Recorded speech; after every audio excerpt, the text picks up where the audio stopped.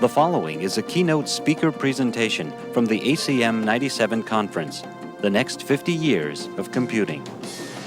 ACM 97 brought together over 2,000 leaders and luminaries from all aspects of the computing world to discuss and predict what the next 50 years of computing has in store. ACM 97 underwriters were Computer World, Hewlett-Packard, Intel, Microsoft, and Sun Microsystems. Sponsors were Cadmus Journal Services, IBM, Netscape, Popular Science, Sheridan Printing Company Incorporated, Silicon Graphics Incorporated, SoftBank, and Unisys. The event also included a major exposition with a paleotechnic look back to the future from the year 2047, and a specially commissioned book, Beyond Calculation, featuring essays on the next 50 years of computing by luminaries and pioneers in the field. The ACM 97 conference was chaired by Robert Metcalf and emceed by James Burke. Details on how to obtain more information on ACM 97 follow this program.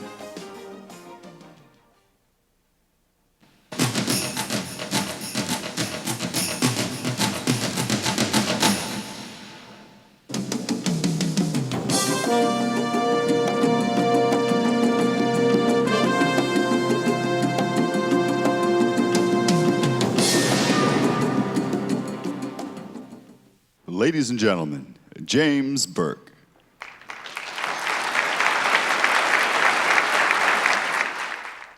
Our first speaker this afternoon takes very little time off. Well, who does ever since computers and email made our lives so much easier, but there we are. But anyway, when this gentleman does take time off, it is in order to do things like work as an assistant chef in a leading French restaurant in the Northwest.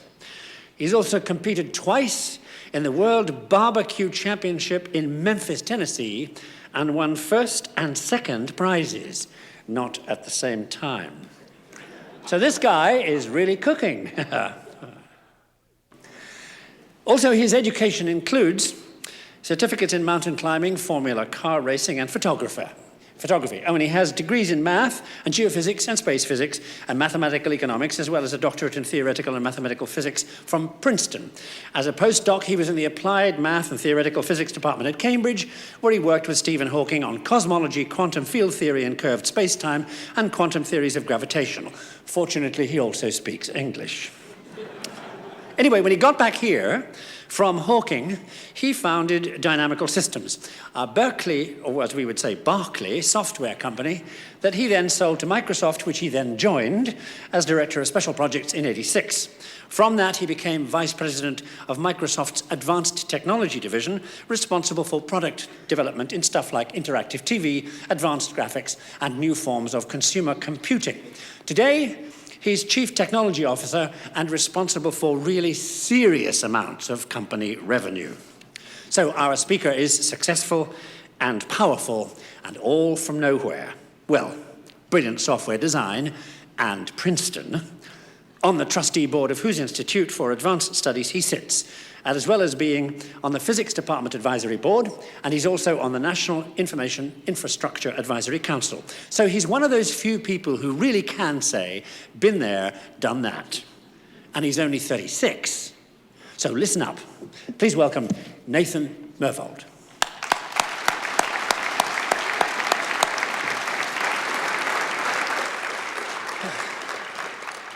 Well, it's a pleasure to be here.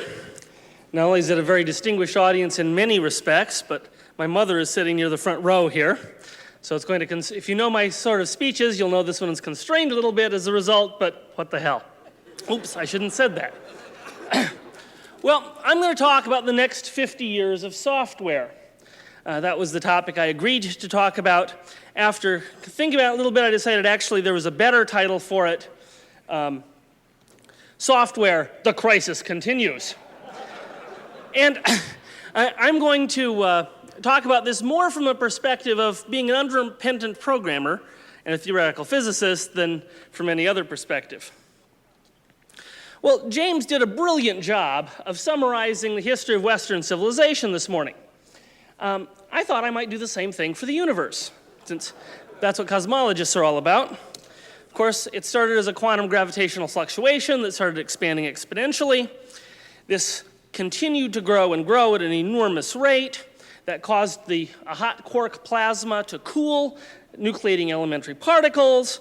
Radiation from this fireball was redshifted down to 3 degrees Kelvin. You can still see it with the satellite. And the matter condensed ultimately into the San Jose Convention Center. Now, as you might see, I've skipped over a few little points. I'm sure James could tell us a lot more about little gaps in the middle. I was struck this morning by how the speakers were very cautious and couching themselves in terms of their bounds of credulity.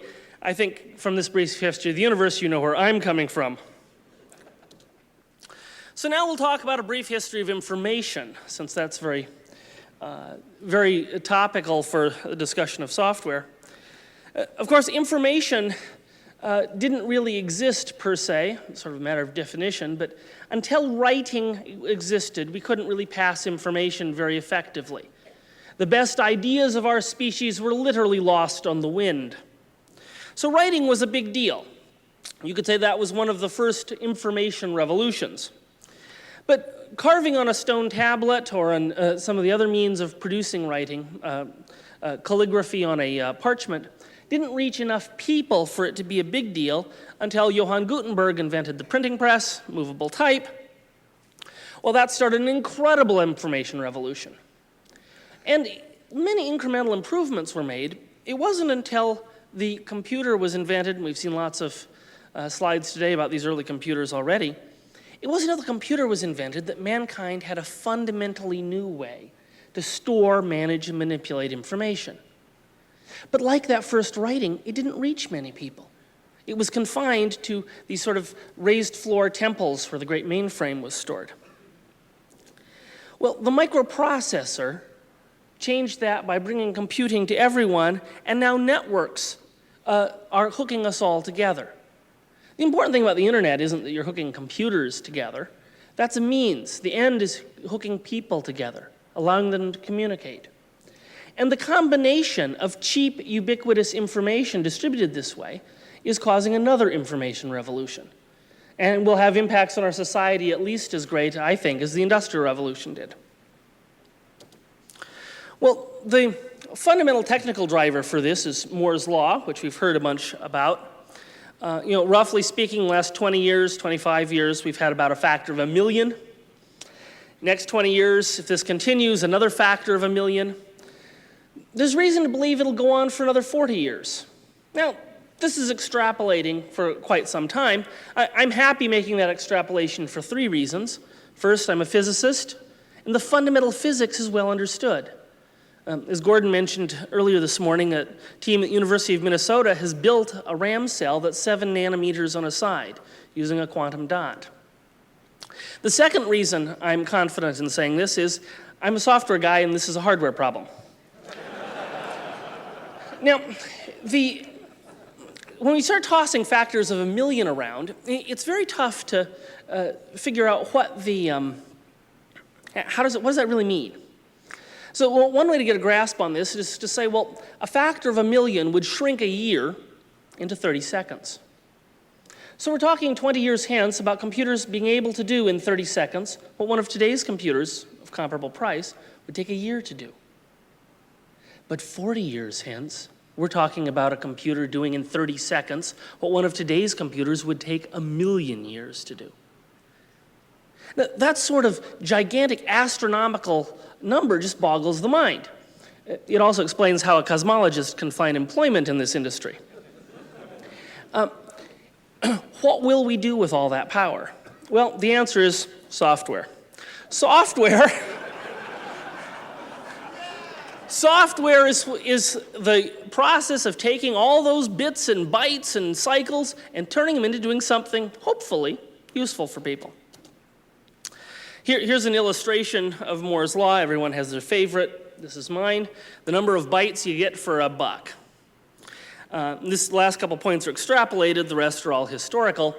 This is a semi-log chart, so it's exponential. It has a doubling time of about 964 days, 3 years roughly. Grows rate about 30% per year. You can see there's little ups and downs, but it's pretty damn consistent. Well, here's another exponential phenomenon. This is the stock price of a certain software company I know. And this is the arithmetic version. Here's the log chart. And if we, in fact, compute its doubling time and growth rate, it's about 44% a year. A little bit faster than RAM. But you'll recall Gordon's chart this morning that showed the effective Moore's Law delivered performance rate was almost exactly 44%. And if we, in fact, divide the two out, we can see that it's, I've taken the rough fluctuations out. You divide it out and smooth it. It winds up being pretty damn flat. And I have drawn some conclusions from this.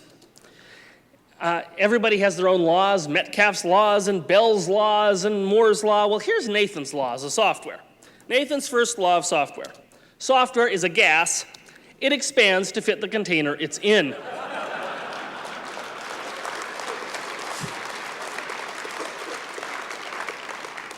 And thank God, those guys that make containers keep making them bigger and bigger and bigger. Now, here's an example of this. This is the number of lines of code. Picking a metric for software is very tough. Do you measure how big it is, how many lines of code it is? I picked lines of code for this one because I happen to have the data. This is over a 4-year period. This is successive releases of Windows NT. In fact, the doubling time is 866 days, about 33% a year, just a little bit above the DRAM rate. And I've done studies of this across lots of different software. Microsoft Word started off life as a program that has 27,000 lines of code. That was back in 1984. Current Word is 1.7 million. That's not really fair because Word also draws on a shared program library of about another 1 million lines. Now, lest you think this is a Microsoft phenomenon, I've taken the size of a very popular web browser. And in fact, its doubling time is 216 days. It's growing at the rate of 221% per year. Now, the reason why this is growing a little bit slower or faster than NT is that it's expanding into a vacuum.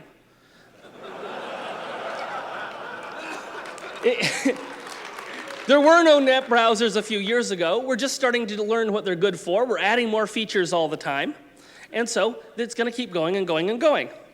Well, this takes you to Nathan's second law of software. Software grows until it becomes limited by Moore's law. Right? So if you expand into a vacuum, you can go really fast until you're hit the size of the container you're in. I think that's what we're seeing with browser software. It'll continue to expand in features and functionality. You know, someone invents a plug-in for real audio, and we all have to have that. We want to hear the audio. Well, then video comes up, and boy, we need a plug-in for that. We need a Shockwave plug-in and an Acrobat plug-in, and pretty soon we're plugged in.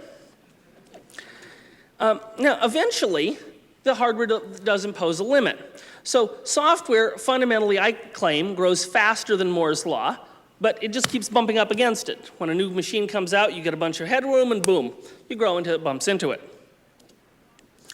And this is fundamentally because software is able to bring any processor to its knees just before the new one comes out.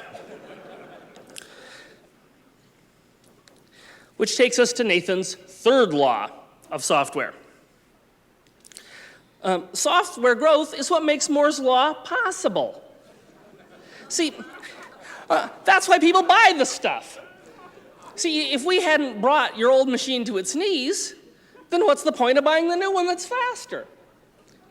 And it's bugged me for years that there's this tremendous and great respect, which I agree with, for having the tremendous things that these hardware guys do to double those transistor counts and make computers faster and cheaper and more powerful. But guess what? They couldn't sell a damn bit if it wasn't that software made that stuff useful. So that's why chips keep getting faster. It's also why chips tend to get faster at the same price rather than getting cheaper. Of course, some chips do get cheaper, and you wind up getting microprocessors in your watch and your toaster oven and other things. But if it was only cheaper, if people didn't care about absolute performance, they wouldn't be pushing the edge of technology quite so much. Now, I believe this is going to continue.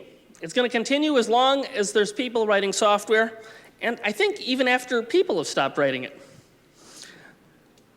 Which brings us to Nathan's fourth law of software. Software is limited only by human ambition and expectation, which is to say it's hardly limited at all. It's fundamentally impossible, I believe. I have no proof of this, of course, but it's my empirical observation. It's impossible to satisfy people. At least at this stage of technology it is. Maybe someday, every piece of software will work completely perfectly. How many people in this audience have software that works perfectly? Probably not very many. And as long as there's opportunity to create new algorithms, as long as there's possibility of reaching new applications, in the last couple decades, suddenly graphical computing became possible. So desktop publishing was born, and visualization and CAD, all because computers got powerful enough and the right technology was created for them to start doing graphical tasks. Suddenly there were new applications. People who never thought they needed a computer before needed them. As the price continues to drop, and it will continue, new users suddenly can afford it, or they can afford it for a new task. And finally, there's always a new notion of what's cool.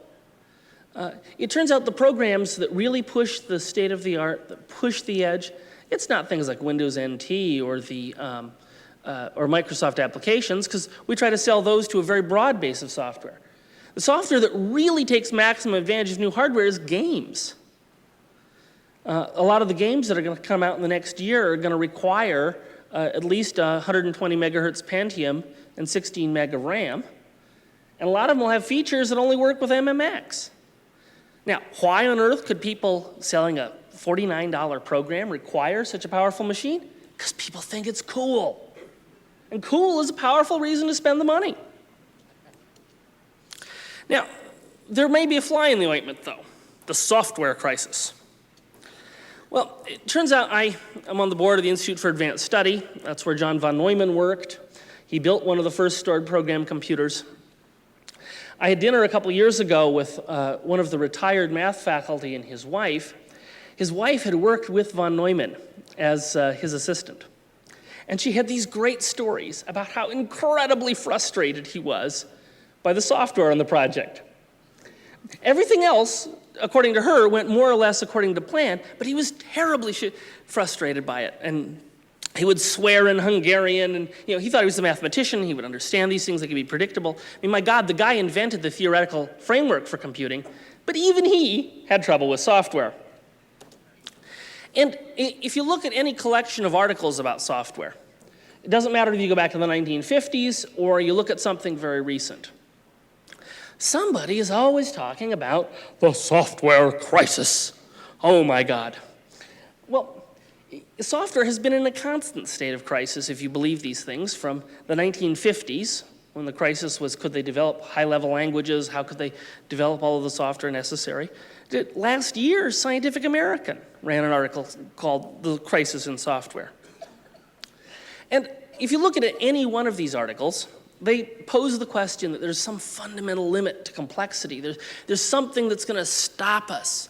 We're not going to be able to keep that treadmill of making software more functional. We're just going to hit a dead end. Other people ask it another way. They say, well, civil engineering is a very predictable field, and electrical engineering is a fairly predictable field. Well, how come software engineering is so immature? Isn't it going to grow up and be like one of these real branches of engineering? Is this crisis ever going to end? Well, of course not. Software is crisis, and in fact, most of this discussion of software crisis comes from a fundamental misunderstanding of what software is about. In fact, I think it's going to be a perpetual crisis, and I confidently predict that someone can talk about software crisis jokes at the ACM meeting in 2047. There's been lots of panacea solutions that people have touted as the solution to the software crisis. High-level languages would set us free. Object-oriented programming would set us free. Component software. There's always some new thing that's going to set us free. And the problem with that is that all those things did happen. We do use high-level languages. We do use object-oriented programming. People are structuring applications as components. And every single bit of that progress is instantly absorbed. Because remember, the driver is ambition, expectation, creativity. When a software engineer, when a programmer gets a great idea, they try to do it. So the sort of naive notion of, hey, one more thing, just over the horizon, there's a miracle technology. That miracle technology will make it very easy for software. Things will become predictable, reliable, simple. Well, if people kept writing the same kinds of programs, it would. Each of the solutions I list here on this slide would have solved it. We would have that nirvana. Trouble is, we all started making larger programs. The moment it's possible to easily go, distance X, there's always a bunch of crazies that'll want to go 2X.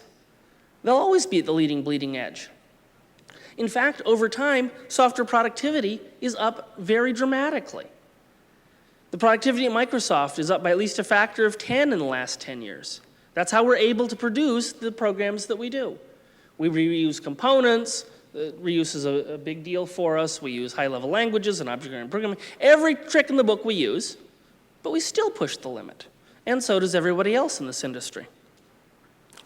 And the fact is, software is never going to be easy until we let up on the requirements. People sometimes ask me, wouldn't it be better to have a piece of software that didn't have lots of new things and only kept the functionality but just did a better job of it? That probably is a great thing for some kinds of software. When I press on the brake pedal in my car, it's software that stops the car in the anti-lock brake system. And I'd love to think that software is really stable. But when it comes to making the next version of Doom or Myst, people are going to buy what's cool. And sort of everything else in the world of software is going to fall somewhere in the middle.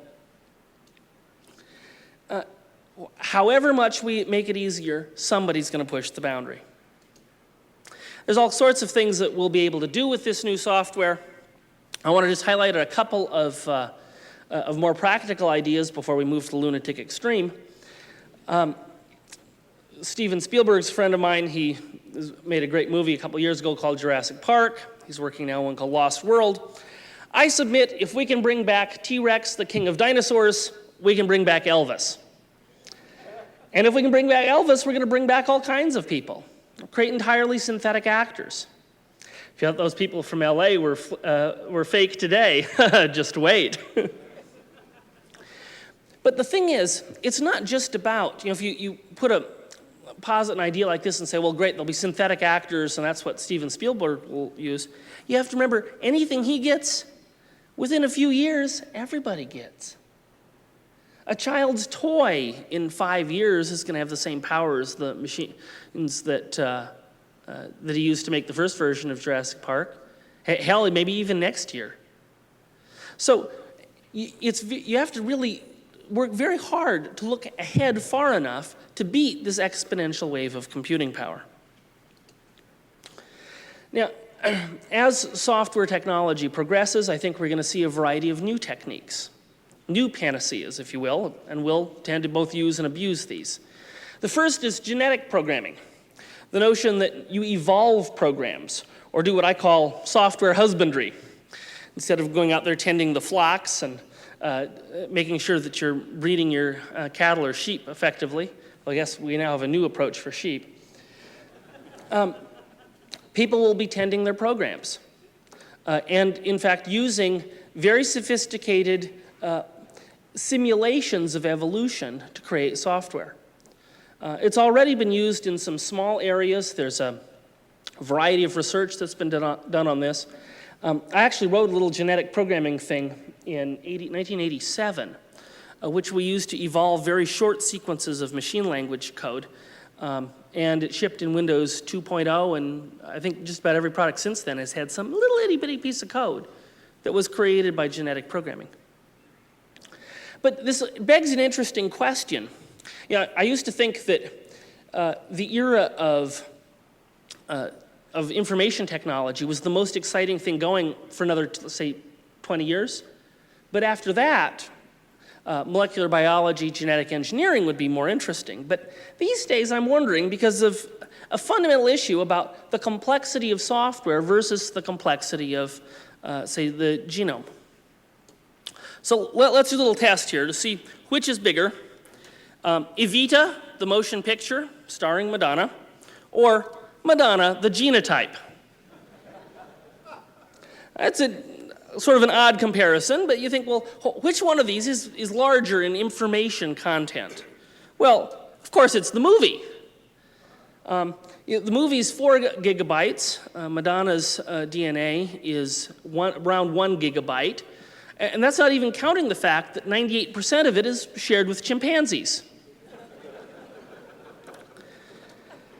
In fact, we can keep going and say, well, let's ask more about the genetic complexity of human beings.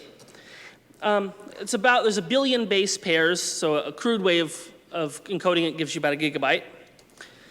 If you pick 2 individuals at random, it turns out only about 0.25% of their DNA is different, so far as people can tell. Now, that would mean you could compress it quite a bit, but you can then use lossless compression to say, fine, that there's sequences that I can compress, much as a text compression program might. So let's say I get a factor of 2 that way, which is actually quite conservative. Which means that an individual, all the information that makes you you, all of the things that makes you special, an individual, fits on a floppy disk. Something to think about. Now, I have a number of friends who are biologists, and they love to wax lyrically about the rainforest and genetic diversity, and I'm a huge fan of the rainforest. I take my kids to Costa Rica. It's a great place. But we can now ask a little bit about genetic diversity. If you took all of the humans on Earth, and you put all their genomes together on one big server, well, naively, it'd be about 3.7 terabytes. It turns out we can compress the relatives.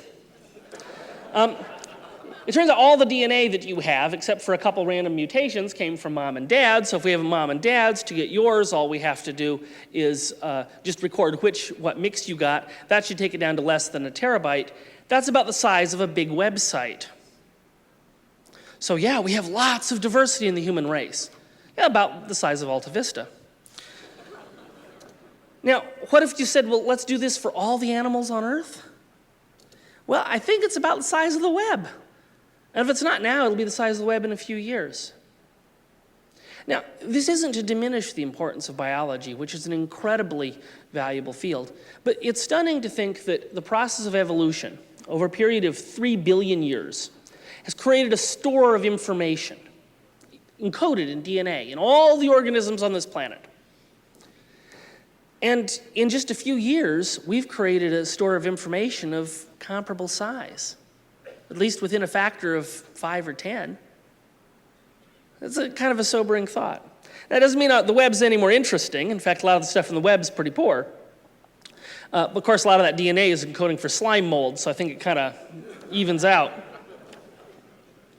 So although genetic molecular biology and genetic technology are tremendous things, it turns out computationally they're not that complex. We'll certainly be able to compute all of the things with those strings once we get them, because we're going to have cheap players that play those movies, and if you have that, well, then you'll have networks that can send the genome around. Let's talk a little bit about the ultimate computer, or at least what we today call the ultimate computer, which is the human brain. You know, every day we're learning a little more about the brain. There was a period of great optimism in the 60s and 70s when people thought artificial intelligence would fairly easily manage to equal or surpass the human brain without mattering how it worked. You know, Orville and Wilbur Wright built an airplane without knowing how birds flew. So, hey, why can't we make programs that are smart? And hey, we might have. To date, we haven't. It's caused people to be very skeptical. I was shocked that the audience voted that there'd be no artificial intelligence by 2047. I think there will be. We might get that intelligence by following the approach that Carver Mead has talked about today and understanding the neurons, understanding the brain, and emulating that in hardware and software. We might do that some other way, inspired by that, but often in a different direction, more like airplanes and birds. I'm convinced it will happen. I think the first edges of this are going to happen much before 2047.